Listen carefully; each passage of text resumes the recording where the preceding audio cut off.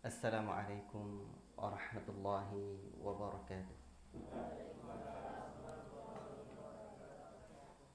Innal hamdalillah nahmaduhu wa nasta'inuhu wa nastaghfiruh wa na'udzu billahi min shururi anfusina wa min sayyiati a'malina. May yahdihillahu fala mudilla lahu wa may yudlil fala hadiya lahu. أشهد أن لا إله إلا الله وحده لا شريك له وأشهد أن محمدا عبده ورسوله يا أيها الذين آمنوا اتقوا الله حق تقاته ولا تموتن إلا وأنتم مسلمون يا أيها الناس اتقوا ربكم الذي خلقكم من نفس واحدة وخلق منها زوجها وبث منهما رجالا كثيرا ونساء واتقوا الله الذي تساءلون به والأرحام إن الله كان عليكم رقيبا يا أيها الذين آمنوا اتقوا الله وقولوا قولا سديدا يصلح لكم أعمالكم ويغفر لكم ذنوبكم ومن يطع الله ورسوله فقد فاز فوزا عظيما أما بعد فإن أصدق الحديث كتاب الله وخير الهدي هدي محمد صلى الله عليه وسلم وشر الأمور محدثاتها وكل محدثة بدعة وكل بدعة ضلالة وكل ضلالة في النار. Ayuhal ikhwah, barakallahu fikum, bapak-bapak yang saya muliakan, anak-anak yang saya sayangi karena Allah Tabarakar Rahman. Semoga Allah Ta'ala berkahi hari-hari antum, kita semua dalam talabul ilmi. Al-ilmu la ya'dilu syai' idza sahhatin niyyah. Ilmu tidak ada yang menandinginya apabila benarnya niat, lurusnya niat dalam talabul ilmi. Dan ilmu yang kita harapkan adalah keberkahannya. Keberkahan ilmu disebutkan oleh para ulama, di antaranya oleh Al-Imam Az-Zarnuji rahimahullah ta'ala, dengan dua hal. Pertama diamalkan, dua diajarkan. Al-Imam Ahmad ibn Hanbal juga menyebutkan realisasi dari niat karena Allah dalam menuntut ilmu itu ada 4 hal. Yang pertama, untuk menghilangkan kejahilan pada diri kita. Maka haraplah pahala di sisi Allah Ta'ala dari menghilangkan kejahilan yang ada dalam diri. Karena kejahilan itu adalah sebuah kegelapan dan ilmu itu adalah cahaya. Syaitan berada di pintu pertama memalingkan manusia dari ilmu. Karena ilmu cahaya, kejahilan adalah kegelapan. Manakala manusia berada pada kegelapan, di saat itulah syaitan dengan mudah menggebuki manusia ini. Maka untuk itu sudah selayaknya para penuntut ilmu dalam rangka menghilangkan kejahilan yang ada dalam dirinya, ia berharap pahala yang besar di sisi Allah Rabbul Alamin. Dan realisasi yang kedua dalam talabul ikhlas dalam menuntut ilmu adalah untuk menghilangkan kejahilan yang ada pada orang lain. Karena di antara tugas kita adalah menyelamatkan diri dan keluarga kita. Ya ayyuhalladzina amanu qu anfusakum wa ahlikum nara. Wahai sekalian orang-orang yang beriman, peliharalah dirimu dan keluargamu dari siksa neraka. Dan demikian juga wal takum minkum ummatun yad'una ilal khair. Hendaklah di antara kalian ada orang-orang yang menyeru kepada yang baik, menyeru kepada yang ma'ruf, mencegah dari yang mungkar. Dan Allah Ta'ala sanjung orang-orang yang senantiasa mengajak orang lain, dan ucapan mereka adalah waman ahsanu qawlan mimman da'a ilallah. Alangkah eloknya, alangkah indahnya ucapan orang yang menyeru kepada Allah Ta'ala. Maka untuk itu, niatkanlah dalam menuntut ilmu ini untuk satu saat berdakwah di jalan Allah, menjadi da'i. Jadi da'i itu mulia. Makanya dahulu Al-Imam Ibn Hazm rahimahullah ta'ala pernah menyebutkan satu syair yang indah, munaya minad dunya ulumun wa abuthuha wa anshuruha fi kulli badin wa hadiri du'aun ila al-Qur'ani was sunnanil lati tanasa rijalun dhikraha fil mahadiri. Cita-citaku di atas dunia menuntut ilmu dan menyebarkannya ke penjuru kota dan pelosok-pelosok desa, mengajak manusia kepada Quran dan sunnah yang telah banyak dilupakan oleh manusia di zaman ini. Allahu Akbar. Maka tanamkan dalam hati satu saat ananda semua berdakwah, ya, berdakwah, mengajar. Nikmat mengajar itu luar biasa. Sampai Al-Imam Syafi'i rahimahullah ta'ala mentelkinkan kitab Ar-Risalahnya kepada muridnya itu ratusan kali. Bayangkan itu. Saking Al-Imam Syafi'i menikmati ta'lim, mengajar ini. Ya.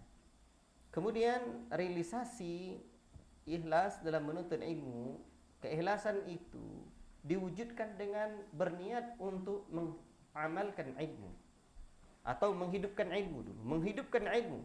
Ketika ilmu itu hilang, maka yang akan terjadi adalah banyak penyimpangan. Ketika ilmu yang diwariskan oleh Nabi itu hilang, tidak dihidupkan, berarti sunnah tidak hidup. Maka di saat itulah apa yang disebut oleh Nabi dengan kata bid'ah, ia akan muncul. Maka di saat itulah para penuntut ilmu senantiasa hadir di tengah-tengah masyarakatnya untuk menghidupkan ilmu ini. Dan yang keempat adalah mengamalkan ilmu. Allahu Akbar. Berarti kalau kita lihat apa yang dijelaskan oleh Al-Imam Ahmad bin Hanbal, 4 tujuan atau bentuk keikhlasan dalam talabul ilmi ini, maka keempat-empatnya ini adalah bentuk keberkahan satu ilmu. Untuk itulah senantiasalah anak-anak yang Ustaz sayangi kerana Allah SWT, banyak-banyak berdoa kepada Allah SWT. Allah manfa'na bima 'allamtana wa 'allimna bima yanfa'una. Ya Allah, berilah kami manfaat atas apa yang telah Engkau ajarkan kepada kami dan ajarkan kami ilmu yang bermanfaat. Dan di antara nasihat-nasihat indah yang diberikan oleh guru-guru saya dahulu adalah banyak-banyak berdoa agar diberikan ilmu oleh Allah Subhanahu wa taala. Dan untuk meraih keberkahan ilmu tersebut, pertama setelah meluruskan niat, kedua memohon ilmu itu kepada Allah. Karena kita menyadari dengan demikian bahwa ilmu yang kita dapatkan adalah atas karunia Allah Subhanahu wa taala. Dengan demikian diharapkan kelak ilmu kita barakah, berkah seperti yang sudah kita sebutkan tadi. Anak-anak semua, teman-teman dan sahabat-sahabat yang saya cintai kerana Allah Tabarakar Rahman, segala pujiannya milik Allah Subhanahu wa taala. Kita dapat lanjutkan kajian kita dari kitab Tauhid, dan dakwah ini adalah dakwah tauhid. Berulang-ulang para ulama kita menyebutkan ciri dakwah Ahlus-Sunnah, seperti Syekh Sulaiman Ar-Ruhaili fidhillah taala mengatakan ciri dakwah Ahlus-Sunnah ada dua: berdakwah di atas ilmu. Qul hadhihi sabili ad'u ila Allah ala basiratin ana wa man ittaba'ani. Katakan, hai Muhammad, hadhihi sabili, inilah jalanku, mufrad. Ad'u ila Allah, ini tauhid, seberdakwah kepada Allah taala. Ini tauhid. Ala basiratin, di atas ilmu, bukan di atas perasaan dan akal, tidak. Tapi agama ini adalah agama wahyu. Untuk itulah dahulu guru-guru kita berdakwah, mereka mengatakan bahwa kajian mereka adalah kajian tauhid. Dakwah mereka adalah dakwah tauhid. Allahu Akbar. Ikhwati fillah, barakallahu fikum. Judul kitab yang kita bahas ini Kitabut Tauhid alladhi huwa haqqullahi 'alal 'abid. Kitab tauhid yang ia sejatinya adalah hak Allah di atas hamba-Nya. Karya Syekh Muhammad rahimahullahu taala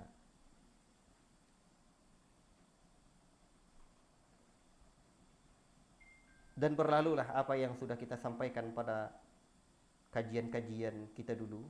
Dan insya-Allah taala kita baca dan kita sebutkan apa yang bisa kita sebutkan kembali insya-Allah taala dari bagian-bagian awal kitab ini.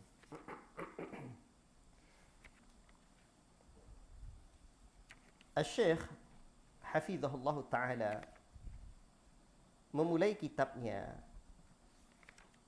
dan juga mengakhiri kitabnya serta semua isi kitabnya adalah qala Allah qala Rasul serta penjelasan para ulama. Sedikit, tidak banyak ucapan beliau, tapi yang dibutuhkan dari keterangan salaf, para sahabat, generasi terdahulu beliau bawakan. Untuk itulah kitab ini adalah kitab yang sangat berharga sekali. Setelah kita memahami bahwa tauhid ada 3. Walaupun pada pertemuan-pertemuan dulu kita sudah sebutkan inda ba'dil ulama tauhid hanya terbagi 2. Masalah pembagian ini hanyalah tatabbu' wal istira'nya para ulama. Hakikat dan isinya itu yang paling penting. Tauhid yang pertama adalah tauhid rububiyah. Tauhid yang kedua uluhiyah, yang ketiga adalah asma was sifat. Dan kitab tauhid ini adalah pembahasan yang mendetil tentang tauhid uluhiyah. Sehingga perhatian para ulama terhadap kitab tauhid sungguh sangat luar biasa. Menakjubkan. Dari zaman ke zaman setelah beliau rahimahullah ta'ala, di hadapan saya sengaja bawa 4 saja tadi. Di rumah masih ada lagi syarah kitab tauhid ini. Dan durus para ulama juga sangat banyak. Di antara yang saya dengarkan adalah durusnya syarah kitab tauhid Syekh Sulaiman Ar-Ruhaili hafizahullah taala, dan ini syarahnya bagi kita dah luas, tapi beliau sebutkan belum luas. Syarah yang belum muasa, ya. Tapi ada syarah yang masya-Allah dijelaskan oleh Syekh Ibrahim Ar-Ruhaili hafizahullah taala yang yang cukup luas. Itu syarah yang muasa. Siapapun yang bisa berbahasa Arab, syarah ini adalah di antara syarah yang mari sama-sama atau elok untuk kita dengar dan pelajari. Ikhwati fillah barakallahu fikum. Syekh membawakan kitab tauhid. Bismillahirrahmanirrahim. Alhamdulillahi wa sallallahu ala Muhammad wa ala alihi wa sallama. Kitab tauhid wa qaulillahi ta'ala wa ma khalaqtul jinna wal insa illa liya'budun. Tidaklah aku ciptakan jin dan manusia melainkan untuk beribadah kepadaku. Ketika menyebutkan ayat ini, saya selalu senang sampai pada ayat berikutnya. Seperti juga yang dibawakan oleh Syekh Muhammad bin Aziz, Syekh Muhammad bin Abdul Aziz Sulaiman Al-Qur'an. Beliau membawakan atau menyambung ayat yang dibawa oleh Syekh di sini pada ayat berikutnya. Karena ayat ini ada dalam surah Az-Zariyat ayat yang ke-56. Dan Syekh menyambung ayat berikutnya. Tidaklah aku ciptakan jin dan manusia melainkan untuk beribadah kepadaku. Ma uridu minhum min rizqin wa ma uridu ay yut'imuni.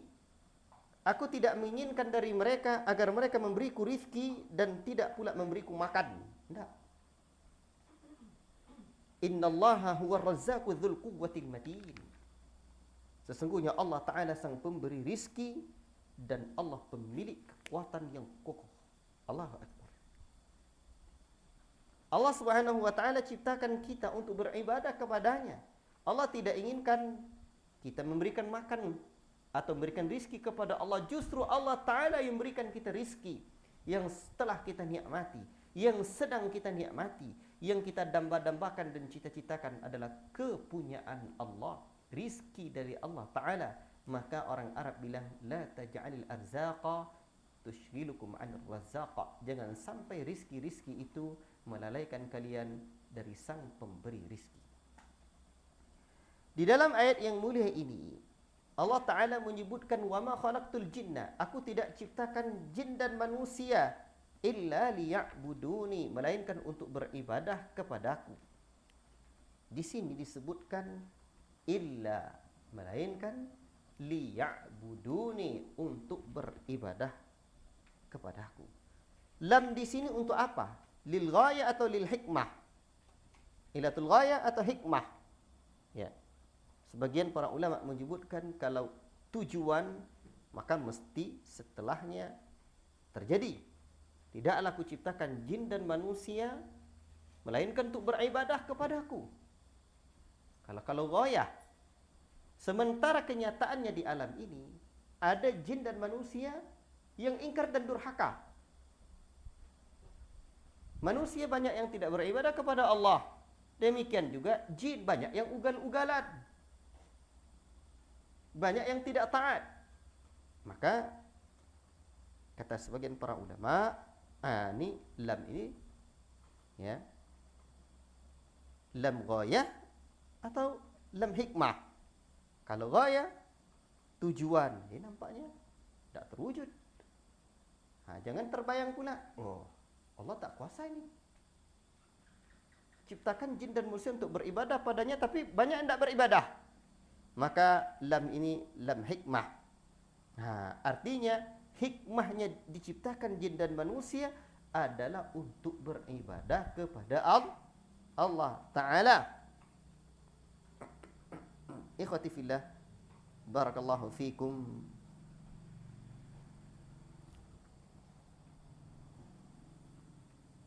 Ada sebuah ilustrasi. Mungkin kita berkata kepada anak kita, jangan kamu mencuri nak. Dan dulu pertemuan dulu seingat saya sudah sebutkan. Jangan kamu mencuri nak, nanti kamu masuk penjara.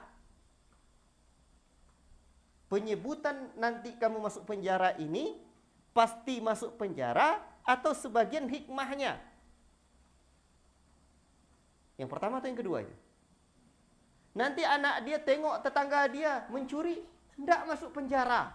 Padahal anak dia tengok bahwa tetangga dia yang ugal-ugalan ini mencuri barang orang, tidak masuk penjara. Kata anak dia, tidak, saya mencuri aja besoklah. Tuh tetangga saya, dia mencuri, dia tidak masuk penjara. Berarti di sini salah satu hikmahnya tidak mencuri. Kalau mencuri nanti masuk penjara. Walaupun tidak semua orang mencuri, kenyataannya masuk penjara. Fahim tu? Baik, ikhwati fillah, barakallahu fikum.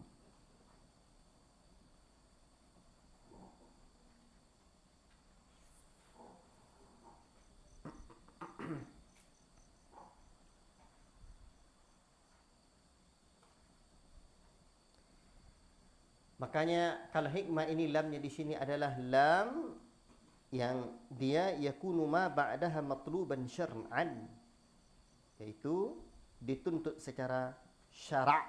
Jadi dituntut secara syara'. Baik. Kemudian ikhwati fillah, makna liya'buduni, untuk beribadah kepadaku, para ulama mengatakan ya, bahwa apabila ada kata ibadah di dalam Al-Quran, maka maknanya adalah tauhidullah, mentauhidkan Allah Subhanahu wa ta'ala. Maka di sini maknanya liwahiduni, untuk mentauhidkan aku. Dan ibadah itu sendiri adalah tauhid. Artinya orang-orang yang tidak beribadah adalah orang-orang yang tidak bertauhid. Maknanya orang-orang yang betul-betul bertauhid pasti dia beribadah. Dan ibadah itu ya ikhwan, barakallahu fikum, apabila ditinjau dari sisi pekerjaannya, maka definisi yang paling bagus, ibadah itu adalah ismun jami'un lima yuhibbullah wa yardah minal aqwali wal a'mali adh-dhahirati wal batinah. Satu nama yang mengumpulkan perkara-perkara yang dicintai oleh Allah Ta'ala dan diridhoinya berupa perkataan dan perbuatan yang zahir dan yang batin. Tetapi para ulama yang lain juga menyebutkan makna ibadah adalah imtithalul amri wan nahyi ala jihatil mahabbati wal raja'i wal khawfi, menjunjung tinggi perintah Allah Ta'ala. Ulama lain menyebutkan definisi ibadah menjunjung tinggi perintah Allah Ta'ala dan larangannya dengan cara mencintai Allah, berharap kepada Allah dan takut kepada Allah. Berarti definisi ini adalah definisi yang menyertakan orang yang beribadahnya. Kalau definisi yang pertama adalah definisi ibadah itu perkara yang dicintai oleh Allah dan diridhoinya berupa perkataan dan perbuatan yang zahir dan yang batin. Nah, berarti definisi yang kedua ini, abidnya, pelaku ibadahnya itu dia menjunjung tinggi perintah Allah Ta'ala dan larangan Allah Ta'ala dengan penuh cinta dan harapan serta takut kepada Allah Ta'ala. Maka para ulama juga menyebutkan hakikatul ibadah, hakikat ibadah adalah al-khudu' wa dhullu, ketundukan dan kehinaan diri kepada Allah. Jadi ibadah itu ketundukan dan penghinaan diri kepada Allah Rabbul Alamin. Tidaklah seseorang disebut abid melainkan betul-betul dia tunduk kepada Allah dan menghinakan diri kepada Allah. Di lain sisi, Syekh Hafidh Al-Hakami dalam A'lamus Sunnah Al-Mansyurah menjelaskan bahawa kapan satu amalan itu baru terhitung sebagai ibadah? Idza kamula fihi syai'an, apabila sempurna dua perkara. Kamalul hubbi ma'a kamalid dhulli, sempurnanya rasa cinta kepada Allah bersamaan dengan itu sempurna pula rasa penghinaan diri kepada Allah Rabbul Alamin. Berarti rasa cinta kita sempurna, rasa penghinaan diri kepada Allah Ta'ala dalam hati kita, dalam beribadah kepada Allah Ta'ala sempurna. Barulah terhitung dia sebagai ibadah yang hakiki. Untuk itulah para ulama menyebutkan rukun ibadah hati ada 3. Mahabbah, raja, dan khauf. Cinta, harap, dan takut.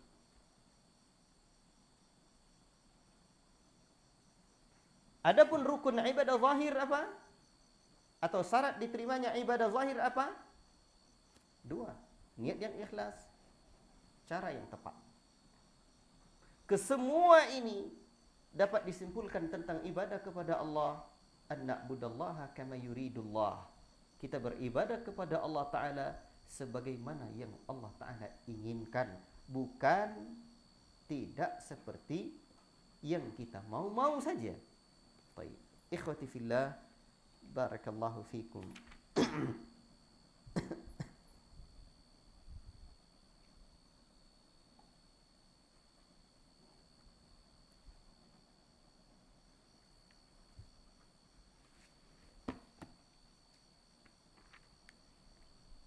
Di sini tidak disebutkan wa ma khalaqtul jinna wal insa wal malaikata, atau wa ma khalaqtul malaikata wal jinna wal insa illa liya'budun. Tidaklah aku ciptakan malaikat, jin dan manusia melainkan untuk beribadah kepadaku. Hanya 2 saja. Kata Syekh Sulaiman Ar-Rahili hafizahullah taala, karena sejatinya para malaikat diciptakan mereka mentauhidkan Allah Ta'ala saja. La ya'sunallaha ma amarahum wa yaf'aluna ma yu'marun.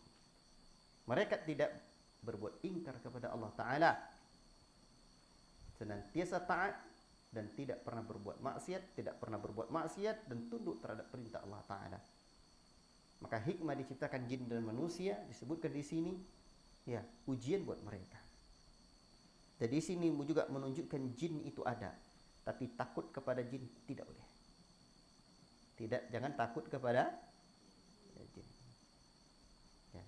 Makanya di pondok nanti kalau di sini ada yang kesurupan-kesurupan, tidak usah ru'yah dulu ya, maksud saya.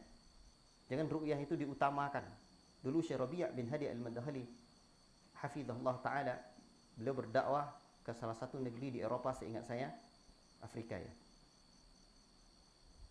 Dan beliau menjumpai satu kaum ya, di mana orang banyak kesurupan di sana, terkena gangguan jin. Syekh Rabi' tidak ru'yah, tapi beliau mengajarkan tauhid. Sehingga dengan tauhid tersebut hilang gangguan-gangguan yang ada itu.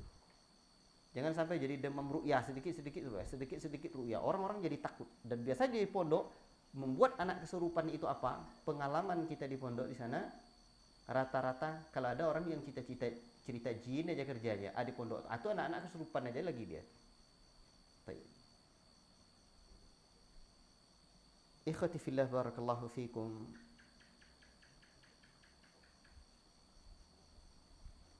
Ayat yang kedua dibawakan oleh Syekh di sini.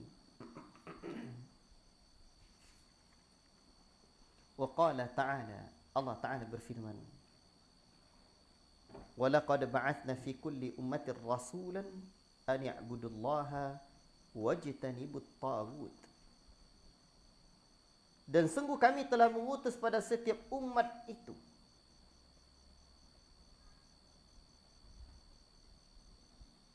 rasulan, seorang rasul.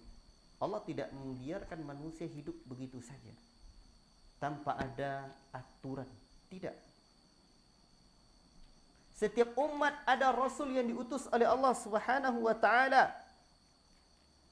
Itulah bentuk kasih sayang Allah kepada umat ini. Apa tujuan Allah Ta'ala menciptakan Rasul, mengutus Rasul? An ya'budullaha, agar mereka beribadah kepada Allah, wajtanibut taghut, dan mereka menjauhi taghut. Faminhum man hadallahu wa minhum man haqqat alaihimud dhalalah fasiru fil ardi fanzuru kaifa kana akibatul mukadzibin. Di dalam kitab ini enggak sampai ke ujung ya. Ayat-ayat itu tidak sampai ke ujung disebutkan oleh Syekh Muhammad rahimahullah ta'ala, tapi sebagian pensyarah menyebutkan sampai ke ujungnya. Jadi sungguh kami telah mengutus pada setiap kaum itu seorang rasul agar mereka beribadah kepada Allah dan menjauhi taghut. Di antara mereka ada orang-orang yang diberikan petunjuk oleh Allah dan ada orang-orang yang kesesatan tetap pada mereka. Maka berjalanlah di muka bumi, lihatlah bagaimana akibat orang-orang yang mendurhakai atau mendustai Allah Ta'ala. Dan ayat ini dalam suratul Nahl ayat yang ke-36. Baik.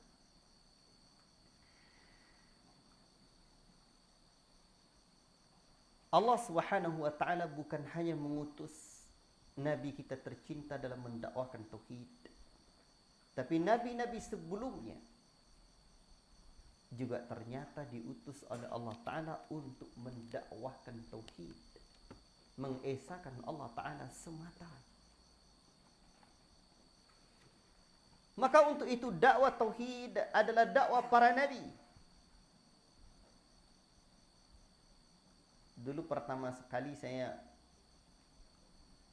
baca buku tentang akidah itu Aqidatus Salaf, di antaranya ya, Aqidatus Salaf wa Ashabul Hadith. Itu dulu saya baca PDF-nya dan itu saya print. Itu bagian mukaddimahnya itu bagus sekali. Itu disebutkan oleh Syekh itu bagaimana ayat-ayat bahwa para nabi itu ya, disebutkan Allah Ta'ala, bahkan menyebutkan nama-nama masing-masing para nabi, bahwa mereka diperintahkan oleh Allah Subhanahu wa taala untuk mendakwahkan tauhid. Jadi dakwah tauhid adalah dakwah para nabi. Dakwah tauhid adalah dakwah nabi-nabi sebelumnya. Apa makna u'budullah di sini atau ani'budullah di sini? Agar mereka beribadah kepada Allah, yakni mengikhlaskan ibadahnya semata untuk Allah. Jangan mempersekutukan Allah.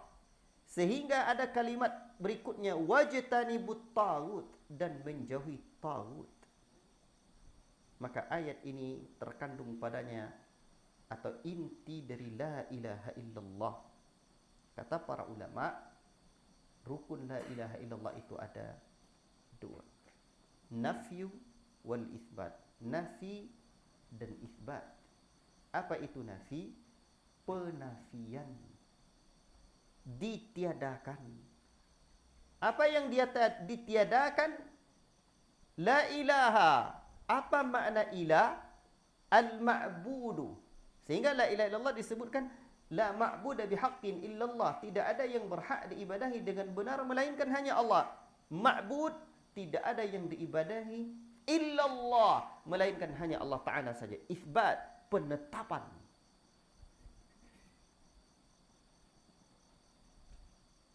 Maka la ilaha yang dinafikan adalah taghut. Taghut. Baik. Apa itu makna taghut? Kullu ma jawaza bihi al-'abdu haddahu min matbu'in aw ma'budin aw muta'in. Ini definisi yang disebutkan oleh Imam Ibnul Qayyim rahimahullah ta'ala. Di antaranya disebutkan dalam syarah ini dalam kitab I'lamul Muwaqqi'in. Segala sesuatu yang telah melampaui batas, seorang hamba telah melampaui batasan-batasan syariat ini, berupa sesuatu yang diikuti atau yang diibadahi atau yang ditaati. Batasannya, manusia beribadah kepada Allah, tiba-tiba dia melampaui batas, batasannya mentauhidkan Allah, dia berbuat syirik. Akhirnya dia menyuruh orang-orang mengikuti dia dengan melanggar syariat Allah. Dia diibadahi, dia ditaati dengan telah melanggar batasan-batasan Allah. Saya tidak detail menerangkan tentang taghut di sini. Ya. Mudah-mudahan ada waktunya.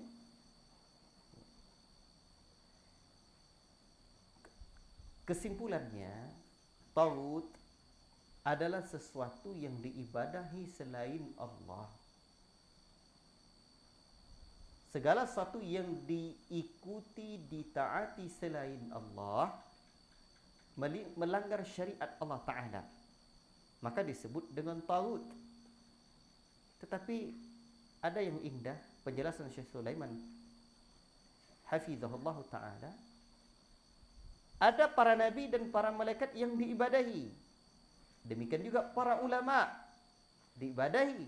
Sehingga orang beribadah dekat kuburannya, dan di antara bentuk hakikat ibadah meminta kepada penghuni kubur. Karena berdoa adalah ibadah. Ad-du'a huwal ibadah. Doa adalah ibadah. Berarti ulama, malaikat, bahkan nabi tersebut sebagiannya telah diibadahi. Apakah para nabi, para ulama yang saleh-saleh tersebut disebut dengan taghut? Kalau definisinya Al-Imam Ibnul Qayyim rahimahullah ta'ala, segala sesuatu yang telah melampaui batas oleh seorang hamba karena dia diikuti, ditaati atau disembah, berarti dari definisi ini dia jadi taghut, sementara dia orang saleh. Maka sebagian para ulama menambahkan definisinya Al-Imam Ibnul Qayyim ini, wa huwa radin, dan dia ridha dalam kondisi dia diibadahi tersebut. Bisa dipahami? Dia ridha. Kalau dia ridha, baru taghut. Kalau dia tidak ridha, maka dia bukan taghut. Maka untuk itulah kata Syekh Sulaiman hafizahullah ta'ala, di sini tampaklah ada taghut secara hakiki dan ada taghut yang dijadikan orang dia sebagai taghut, walaupun secara zat dan hakikinya dia bukanlah taghut. Berarti para nabi, para ulama, dan orang-orang saleh, sebagian mereka disembah, diibadahi, orang meminta kepada mereka, maka mereka bukanlah tagut secara hakiki, namun adalah dijadikan orang dia sebagai tagut. Apakah mereka salah? Tidak, para pengikut itu yang salah.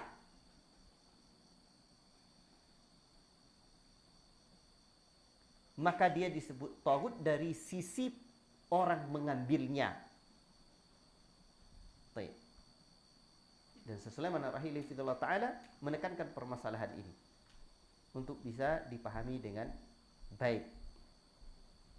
Dan apakah setiap orang yang dipatuhi ditaati yang melampaui batas tersebut, yakni batasan syariat itu telah dilanggar karena dia telah mempersekutukan Allah dengan bentuk yang demikian, apakah kafir? Kalau dia ridha, ya, dia tidak mengingkarinya, dia ridha, dia tidak mengingkari. Ada orang yang mungkin tidak ridha, tapi tidak diingkarinya. Ini bahaya juga. Maka kalau orang yang dalam bentuk seperti ini, dia bisa jadi kafir. Itu artinya apa? Kalau ada kita ditaati atau seseorang diikuti melampaui batasan-batasan Allah, hati-hati jangan sampai jadi tagut. Dan itu wajib diingkari.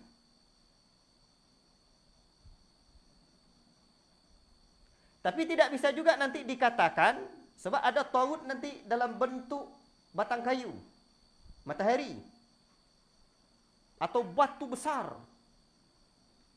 Apakah disebut matahari, kayu, dan batu itu jadi kafir? Tidak. Tapi apakah disebut dia dengan tagut? Iya. Demikianlah kondisinya. Wallahu ta'ala a'lam bis-shawab. Bisa dipahami? Baik. Oh iya, azan dulu. Barakallahu fikum. Insyaallah.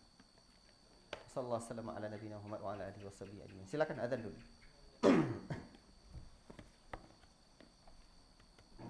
Nih. Ikhwati fillah, barakallahu fikum. Sampai apa tadi?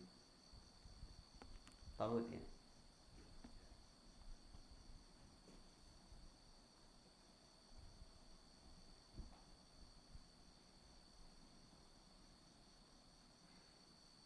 Jadi kita setiap waktu dan setiap zaman manusia sejak Allah Ta'ala menciptakannya sampai menjelang hari kiamat nanti, mereka diciptakan oleh Allah Subhanahu wa Ta'ala, hikmahnya, tujuan syar'inya. Kalaupun disebut ghayah dan ini tujuannya tujuan syar'i, satu yang dituntut secara syariat adalah untuk beribadah, yakni bertauhid kepada Allah Subhanahu wa Ta'ala dan menjauhi tagut.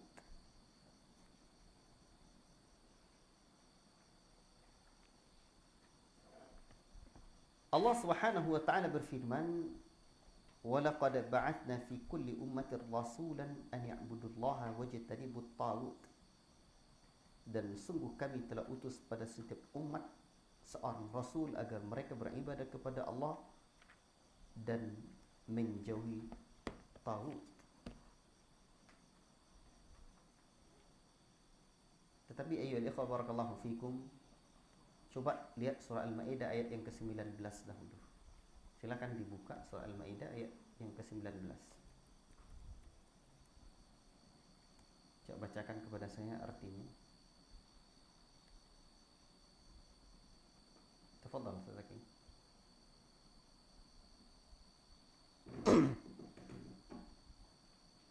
Ini juga penting untuk diketahui. Tafadhal, bacakan.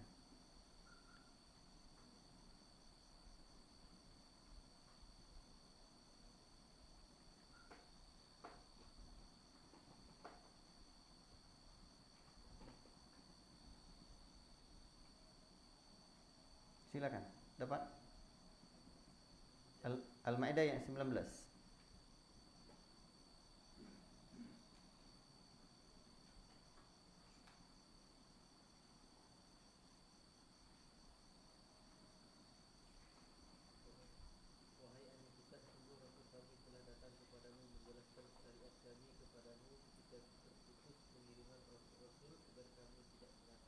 Jika terputus atau ketika terputus?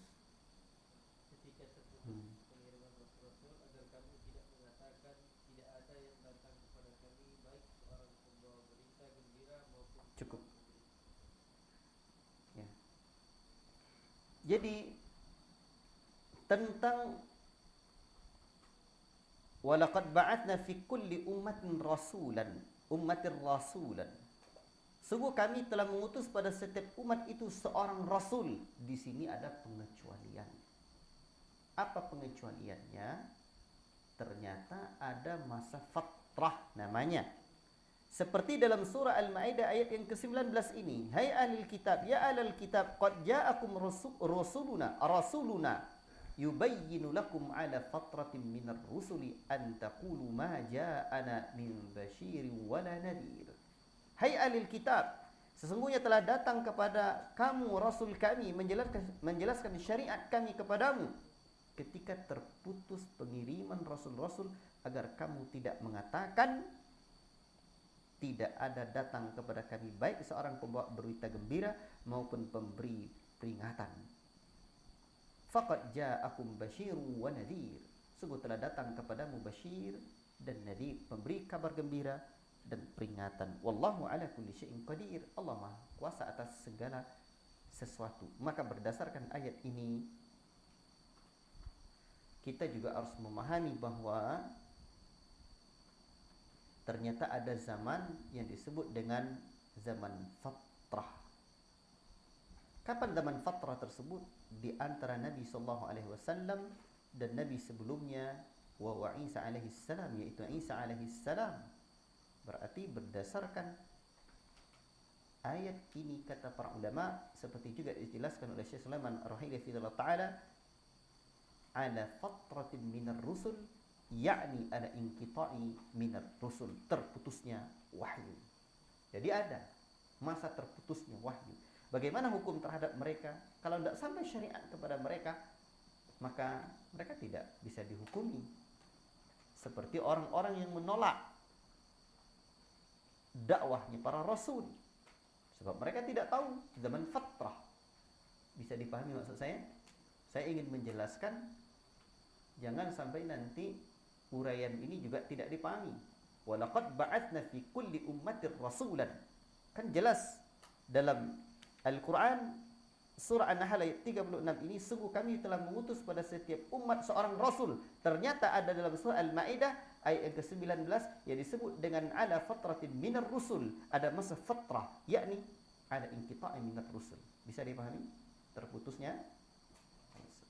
Tapi secara umum Allah Ta'ala mengutus pada setiap umat itu ada rasul yang untuk mendakwahkan tauhidullah. Wallahu Ta'ala alam bisawab. Baik, ini mumpung saya penjelasan ini juga penting ya. Ikhwati fillah,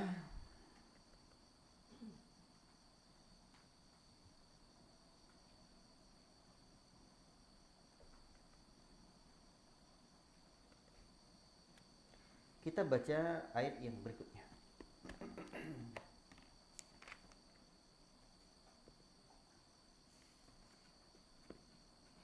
Allah Subhanahu wa taala berfirman, "Wa qada rabbuka alla ta'budu illa iyyahu wa bil walidaini ihsana."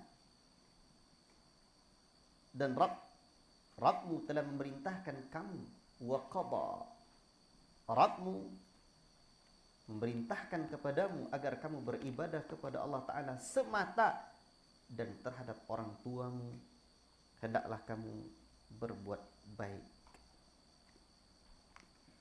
Di sini Allah Subhanahu wa taala menyebutkan dengan kalimat waqada. Waqada. Apa makna waqada? Sejumlah ahli tafsir di kalangan para sahabat Nabi menyebutkan makna waqada di sini dengan amara wa wassa, memerintahkan dan mewasiatkan untuk beribadah kepada Allah Subhanahu wa taala. Ya. Berarti la ilaha illallah juga. Dan dalam kalimat alla ta'budu, agar kalian tidak beribadah, ini maknanya agar kalian tidak beribadah, alla ta'budu, agar kalian tidak beribadah illa iyyahu, melainkan hanya kepada Allah Ta'ala semata. Maka dari sini dapatlah disebutkan inilah makna la ilaha illallah. Apa makna alla ta'budu illa iyyahu? Yakni ihsirul ibadata fihi wahdahu duna ma siwahu. Betul-betul untuk Allah semata. Ini ingin saya jelaskan tentang makna ayat ini atau kandungan ayat ini juga mengandung nafi dan ya isbat. Di sini kan disebutkan, coba lihat ya. Alla ta'budu, di sini la itu lam nafi juga. Alla ta'budu, la di situ nafi. Ta'budu bermakna ilaha. Jadi la ilaha. Coba perhatikan betul makna la ilaha illallah. Mudah-mudahan bapak-bapak paham. Ini ya untuk anak-anak ya, untuk teman-teman para tulab. Alla ta'budu di sini juga terkandung makna la ilaha. Di mana la di sini la nafi. Kemudian ta'budu ilaha, la ilaha. Itu dia. Kemudian illa iyyahu, melainkan hanya Allah Ta'ala. Jadi juga mengandung nafi dan isbat. Tahqiq kalimat la ilaha illallah. Baik. Wabil walidaini ihsana, dan terhadap orang tua hendaklah kalian berbuat baik. Konteks kita bukan dalam masalah tentang pelajaran berbuat baik kepada orang tua. Tapi karena kita di hadapan santri, anak-anak ustadz yang saya sayangi karena Allah Ta'ala, perhatikan. Di antara nasihat banyak yang saya dapatkan dari guru-guru saya di pondok dulu, dan nasihat itu pula dulu saya berikan kepada adik-adik saya, dan mana-mana kesempatan untuk anak pondok, adalah nasihat untuk banyak mendoakan kedua orang tua kita.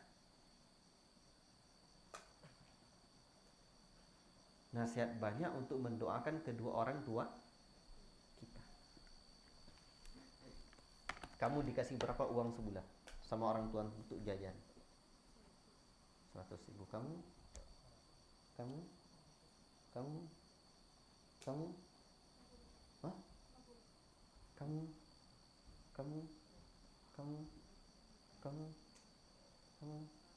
Alhamdulillah, ada orang-orang yang tidak dikasih apa-apa sama mak bapak dia.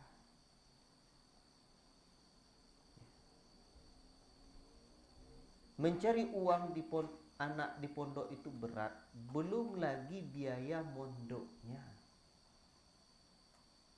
Peras keringat banting tulang, pergi pagi pulang petang. Kepala jadi kaki, kaki jadi kepala, nyari ikan kan ke bawah kepalanya itu. Atau mendulang emas di Kuansing. Nah, kepala dia jadi kaki, kaki jadi di kepala. Keluar keringat sebesar biji jagung. Betul? Maka kalian harus bayar dan balas semua jasa orang tua itu.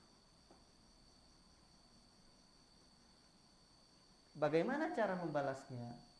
Satu, banyak didoakan orang tua kalian. Semasa di pondok ini doakan, ya Allah. Apa doanya? Apa doamu untuk orang tuamu?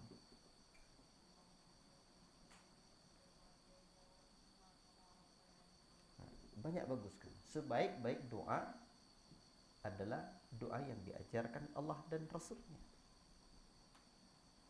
Minta ampun untuk doa orang tua kita. Tapi Ustadz ingin mengajak antum semua, hendaklah doakan kepada orang tua agar orang tua kalian mendapat hidayah. Di antara orang tua wali santri mungkin ada yang belum serius untuk salat. Doakan dia agar dia salat dengan baik. Doakan mereka untuk mendapatkan hidayatut tauhid. Doa kalian makbul, kalian doa penuntut ilmu, kalian terhitung fi sabilillah. Kalian berada banyak dalam majelis ilmu, para malaikat hadir. Ridwan bima yasna, sayang kepada kalian para penuntut ilmu. Maka doakan, ya Allah, jangan wafatkan ayah mak saya sebelum mendapatkan hidayatut tauhid dan hidayatus sunnah. Bahkan bukan hanya emak, tapi kakak, adik, keluarga-keluarga. Dan Allah ijabah apabila betul-betul meminta kita dulu kepada Allah. Min babi tahadduts bi ni'matillah, dan di antara bentuk kebesaran Allah. Saya dulu berharap sekali salah satu di antara keluarga saya mendapat hidayah Allah. Saya berdoa kepada Allah. Tak kuat rasanya. Akhirnya Allah Ta'ala kasih dia hidayah. Ya. Maka kalian doakan, ya Allah jangan wafatkan ayah emak saya sebelum mereka betul-betul mempelajari tauhid, mengamalkan tauhid. Doakan. Ya. Baik. Ikhwati fillah, ayat yang mulia ini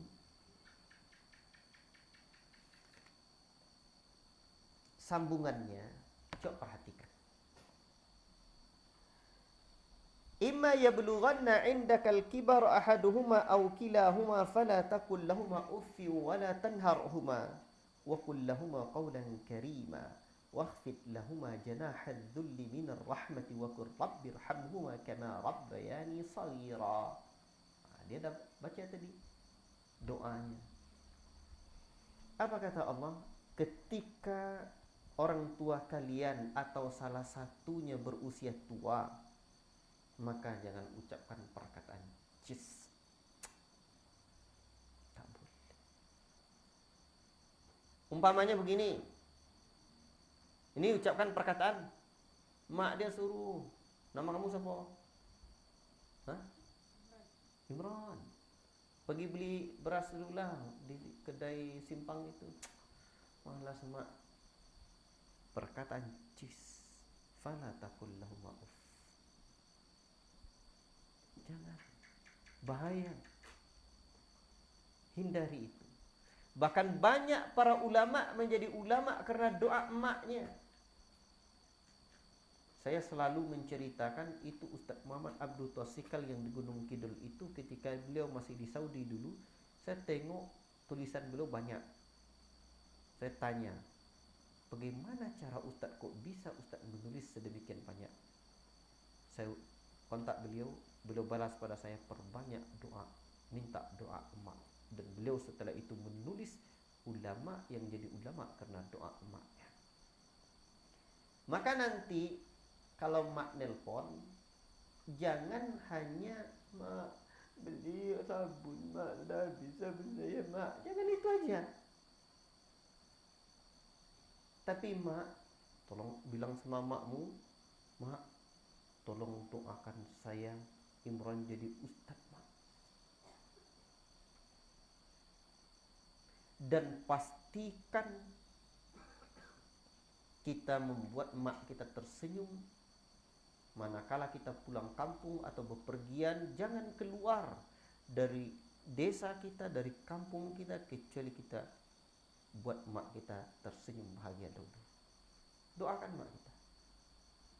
Baik. Wala tanharhuma, jangan bentak dia, wa qul lahumā qawlan karīmā, dan ucapkan pada keduanya ucapan yang mulia. Wakhfid lahumā janāha adh-dhulli, rendahkan untuk keduanya betul-betul dengan sayap penghinaan. Ya. Menghinakan diri maksudnya di sini. Minar rahmah, karena kita sayang. Dan doakanlah emak kita, Rabbirhamhuma, ya Rabb kami sayangi kedua orang tua kami, kama rabbayani shaghir. sebagaimana keduanya telah mendidikku di kala kecil. Kalian tidak akan besar kalau Allah Ta'ala tak tanamkan kasih sayang di hati mak kalian kepada kalian. Tak. Semua kalian dulu menangis, termasuk Ustaz. Waktu lahirnya, tidak ada begitu nangis, Imran, begitu lahir, tidak ada. Tertawa tidak? Kamu tertawa dulu lahirnya? Kamu tertawa juga dulu? Mak kita besarkan. Maka saya mohon kepada ustaz-ustaz banyak sadarkan santi terhadap hal ini. Dan itulah kenangan yang lama teringat oleh saya waktu saya mondok. Berulang-ulang guru-guru menyampaikan bakti, doakan emak, doakan ayah, doakan orang tua. Maka sampai hari ini membekas. Saya pastikan saya tidak keluar lipat kain bifadlillah selagi saya ingat, kecuali saya cium tangan mak saya cium kepala mak saya. Saya takut. Ya. Padahal saya orang yang tidak baik-baik amat. Ya. Ikhwati fillah barakallahu fikum. Inilah tentang kedua orang tua ini. Kita lanjutkan dulu sedikit lagi.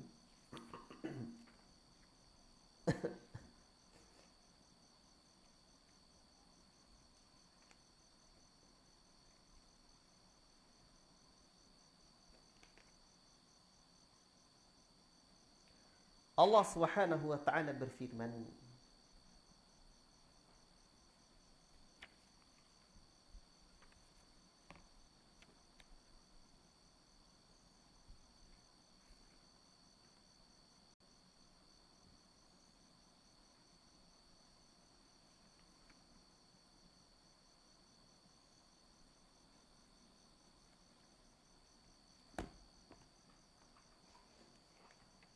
siapa yang bawa matan kitab tauhid?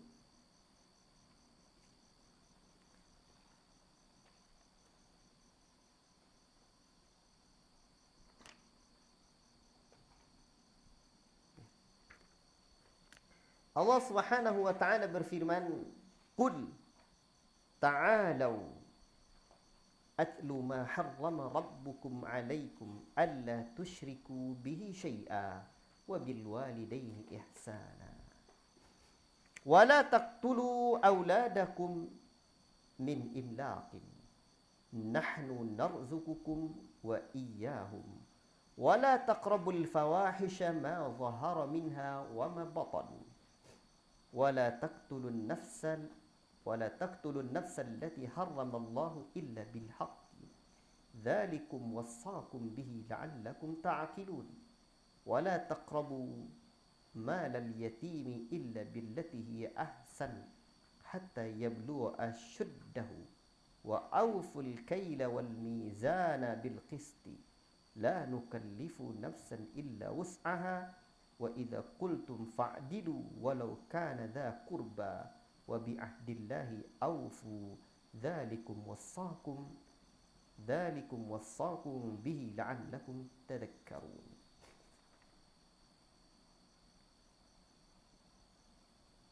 Tertinggal satu ayat ya. Ya, tertinggal satu ayat. Ayat sebelumnya dulu. Ini ayat setelahnya. Ayat sebelumnya, wa'budullaha wa la tusyriku bihi syai'a. Allah Ta'ala berfirman, beribadahlah kalian kepada Allah, jangan mempersekutukan Allah sedikit pun. Ya. Dan sambungan ayat ini, wabil walidaini ihsana wa bidil qurba wal yatama wal masakini wal jari dzil qurba wal jaril junubi was sahibi bil jambi wa ibnis sabili wa ma malakat aymanukum innallaha la yuhibbu man kana mukhtalan fakhura. Ini dalam surah An-Nisa ayat ke-36. Allah Rabbul Alamin berfirman, beribadahlah kalian kepada Allah, jangan mempersekutukan Allah sedikit pun. Sampai di situ Syekh membawakannya. Kemudian pensyarah menyambung dengan ayat berikutnya. Kemudian ayat yang panjang yang saya sebutkan tadi. Allah Subhanahu wa taala berfirman, katakanlah hai Muhammad, marilah aku bacakan apa yang diharamkan Rabb kepadamu, jangan mempersekutukannya dengan apapun. Berbuat baik kepada ibu bapa, janganlah membunuh anak-anakmu karena miskin. Kamilah yang memberi rezeki kepadamu dan kepada mereka. Janganlah kamu mendekati perbuatan keji, baik yang terlihat maupun yang tersembunyi. Janganlah kamu membunuh orang yang diharamkan Allah kecuali dengan alasan yang benar. Demikianlah dia memerintahkan kepadamu agar kamu mengerti. Dan janganlah kamu mendekati harta anak yatim kecuali dengan cara yang lebih bermanfaat sampai dia mencapai usia dewasa. Dan sempurnakanlah takaran dan timbangan dengan adil. Kami tidak membebani seorang melainkan menurut kesanggupannya. Apabila kamu berbicara, bicaralah sejujurnya, sekalipun dia kerabatmu, dan penuhilah janji Allah. Demikianlah dia memerintahkan kepadamu agar kamu ingat. Al-An'am ayat 151 sampai 152. Ayat ini ayyuhal ikhwah barakallahu fikum, Allah Ta'ala memerintahkan nabinya agar menyeru kaum musyrikin yang menyembah berhala-berhala, mengharamkan apa yang telah Allah Ta'ala rizkikan kepada mereka demi mendekatkan diri kepada berhala, dan mereka membunuh anak-anak mereka. Kemiskinan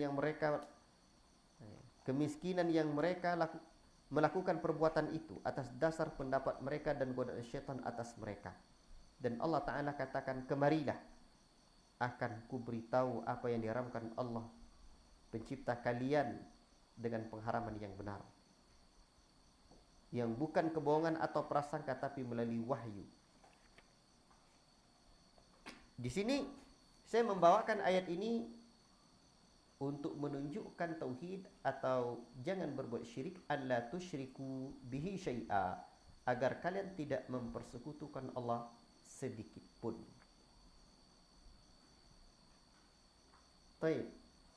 Kemudian ada faedah-faedah ayat ini saya tidak sebutkan. Tidak sebutkan di sini. Ya. Ayat 153-nya, wa anna hadza sirati mustaqiman fattabi'uhu wa la tattabi'us subula fatafarraqa bikum an sabili dzalikum wassaqum bihi la'allakum tattaqun.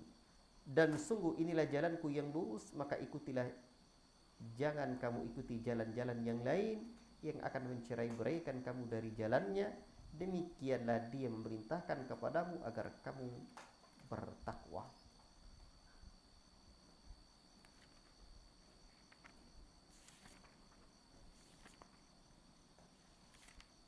Setelah ayat ini nanti Syekh membawakan hadis lagi. Dan ayat dalam soal An'am 153 ini tidak bisa saya terangkan malam ini, karena ada baiknya kita jelaskan dengan ya. Yang 153 ini kita ada baiknya kita jelaskan, karena di sini adalah penjelasan tentang siratal mustaqim. Baik. Kita coba kembali sedikit lagi kepada penjelasan tentang tauhid ini.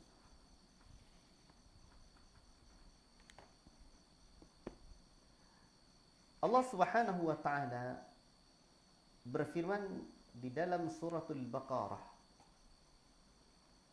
"Wa may yakfur bit-taghuti wa yu'min billah faqad istamsaka bil urwatil wuthqa lan fisama laha." Antum cari ayat itu. Barang siapa yang kufur kepada taghut wa yu'min billah, dan beriman dengan Allah, faqad istamsaka bil urwatil wuthqa, maka sungguh dia telah berpegang teguh dengan urwatul wuthqa. Secara bahasa disebut dengan tali yang kokoh, tapi para ulama mengatakan urwatul wuthqa di sini la ilaha illallah. Maka ketika menjelaskan makna la ilaha illallah, para ulama mengatakan ayat ini mengandung nafi dan isbat, kufur terhadap taghut dan beriman kepada Allah.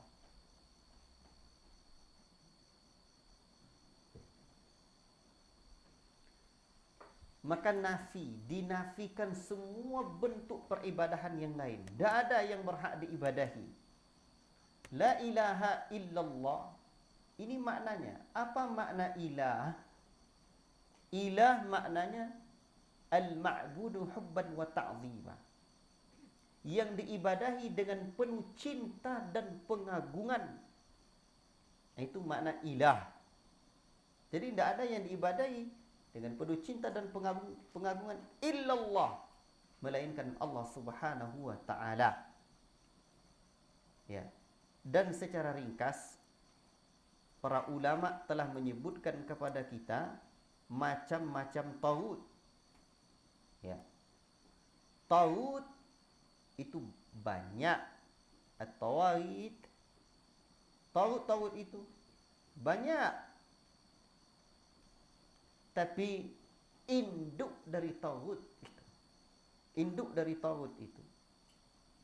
Jadi enggak mau saya jelaskan detail, tapi nampaknya butuh dijelaskan juga. Induk dari taghut itu ada 5. 1. Syaitan yang mengajak menyembah kepada selain Allah Ta'ala. Syaitan yang mengajak menyembah kepada selain Allah Ta'ala. Itu induk taghut yang pertama. Allah Subhanahu wa Ta'ala berfirman di dalam suratul Yasin ayat yang ke-60. Apa kata Allah Subhanahu wa Ta'ala?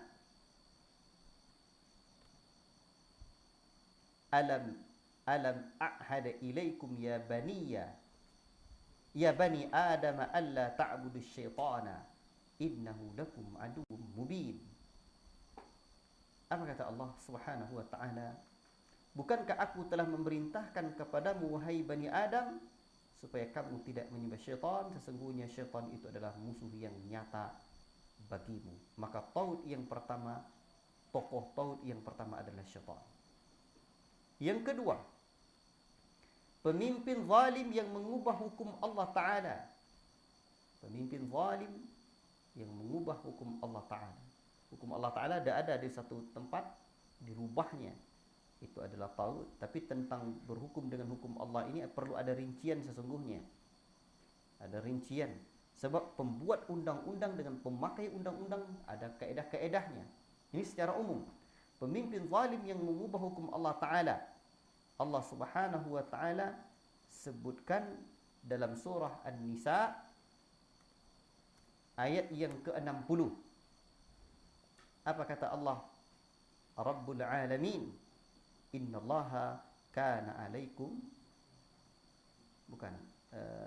Surah An-Nisa ayat yang 60. Apa bunyinya?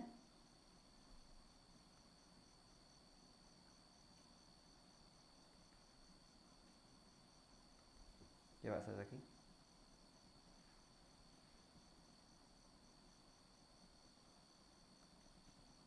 Tafadhal.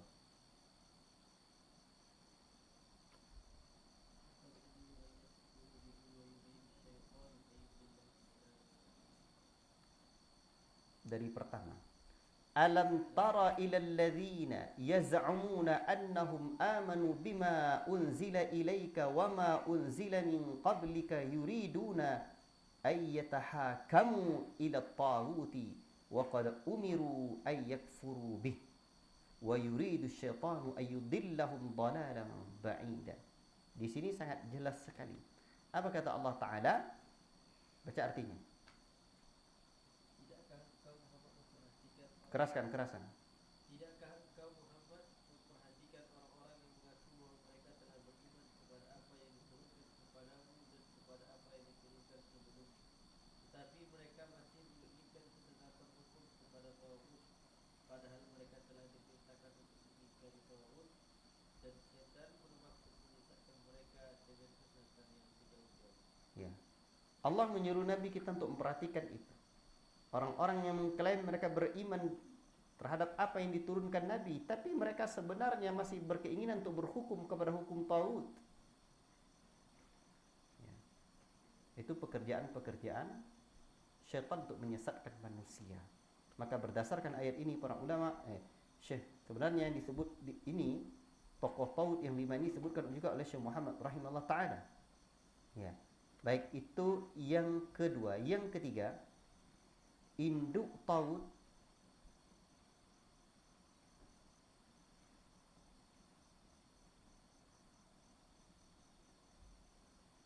orang yang memutuskan perkara, orang yang mengaku tahu tentang hal yang gaib.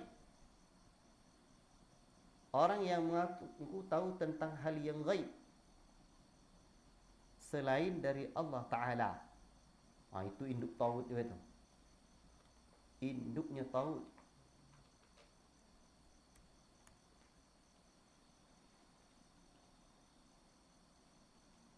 Silakan buka surah Al-Jin ayat yang ke-26 dan ke-27. Silakan saya lagi.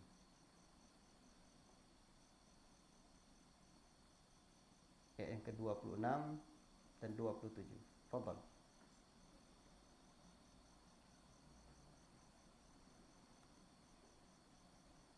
Alimul ghaibi.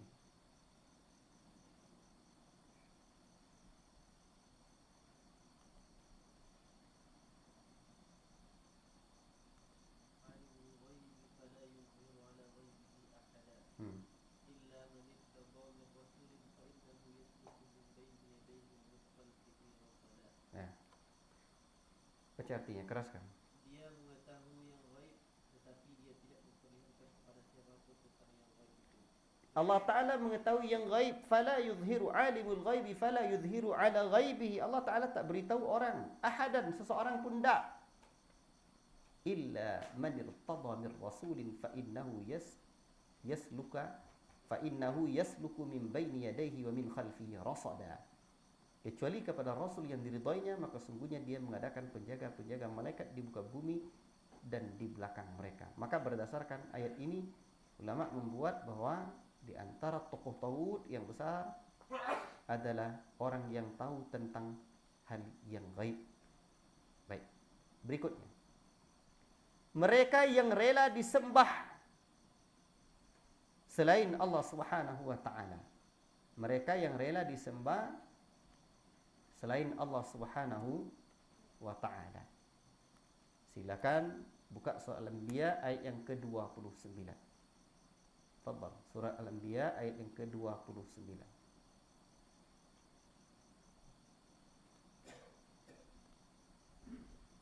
Tafadhal. Insyaallah ini yang terakhir pembahasan kita.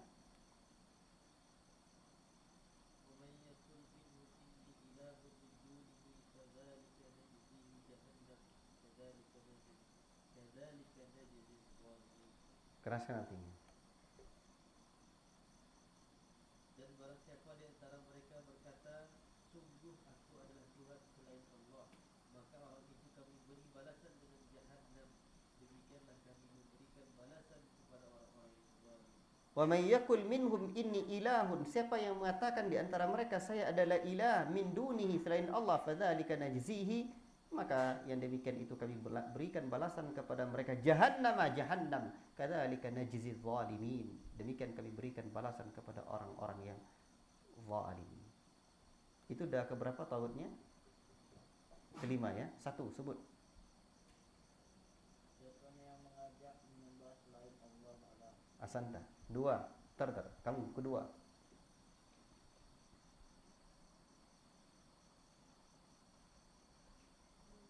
Apa yang kedua tauhid tadi?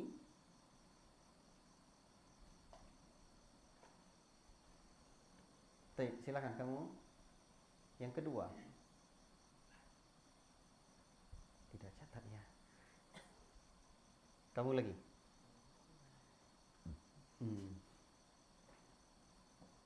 Pemimpin zalim yang mengubah hukum Allah Ta'ala. 3. Seorang yang mengutus perkara atau orang yang mengaku sesuatu hal yang gaib. 4. Mereka yang rela disembah selain Allah Ta'ala. 5. Berarti baru 4. Ya. Taib. Yang pertama syaitan yang mengajak kepada selain Allah Subhanahu nyembah kepada selain Allah. Kedua, pemimpin zalim yang mengubah hukum Allah. Yang ketiga, mereka yang memutuskan perkara selain hukum Allah.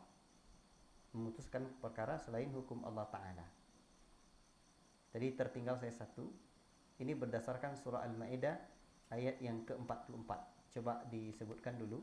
Ini dulu, diulang catatannya. Yang ketiganya, mereka yang memutuskan perkara selain hukum Allah Ta'ala. Tambah, itu yang ketiganya, mereka yang memutuskan perkara selain hukum Allah Ta'ala. Ini dalilnya dalam surah Al-Ma'idah ayat yang ke-44 ya. Al-Ma'idah ayat yang 44. Allah Subhanahu wa Ta'ala berfirman, ini dalilnya ya.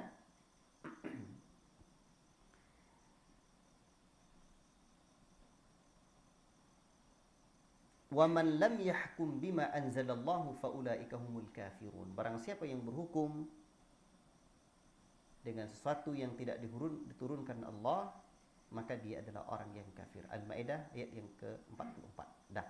Berarti satu, ulang catatan kamu. Satu. Siapa yang mengajak menyembah selain Allah Ta'ala. Ya. Dua.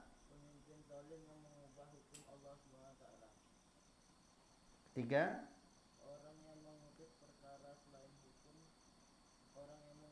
Selain hukum Allah. Yang keempat, mereka yang rela disembah selain Allah Ta'ala. Mereka yang mengaku hal-hal gaib dulu. Baik. Yang kelima, mereka yang rela disembah selain Allah. Wallahu ta'ala a'lam bissawab. Ya, cukup sekian apa yang dapat kita sampaikan pada malam ini. Besok silakan dikasih anak-anak ini disediakan hadiah. Seperti dia nih layak dikasih hadiah. Hadiah ringan-ringan saja, mungkin buku atau kerupuk tunjuk. Itu dia. Nanti dikasih saja hadiah, biar nanti yang tidak mencatat dengan serius, dikasih apa ya? Nanti yang serius insyaallah dikasih hadiah. Wallahu ta'ala a'lam bissawab. Cukup sekian pertemuan kita pada malam yang dirahmati Allah Subhanahu wa taala ini. InsyaAllah ta'ala pada pertemuan berikutnya kita masuk kepada pembahasan hadis atau tentang ayat tentang wa anna hadza sirati mustaqiman insyaallah ta'ala ya. Allah manfa'na bima 'allamtana wa 'allimna bima yanfa'una wa sallallahu wasallam ala nabiyyina Muhammad wa ala alihi wa sahbihi ajma'in. Wassalamu alaikum warahmatullahi wabarakatuh.